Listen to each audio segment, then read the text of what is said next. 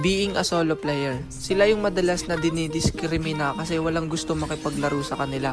Madalas na sinasabihang mahina at nakakatanggap ng trash talk dahil iba't ibang tao yung kalaro nila sa bawat game. May ilan din na nakapagsabi na kapag ka solo player ka daw hindi ka daw lumalakas. Pero gusto kong sabihin sa inyong katotohanan na marami talagang solo player ang malalakas. Yung mga solo player kasi sila yung mga nakakaranas ng mga hindi nararanasan ng naka 5-man, trio or duo. Andun yung natututo sila mag-adjust sa bawat game dahil walang tank, walang mage, walang core at wala ring side. Natututong magpakumbaba dahil merong mas malakas sa kanila. At alam nyo ba kung ano yung nakakamangha sa mga solo player?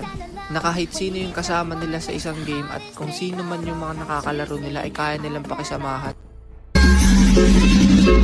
Yung mga ugod ng daldal, kadalasan sila yung mga wala talagang bubuga.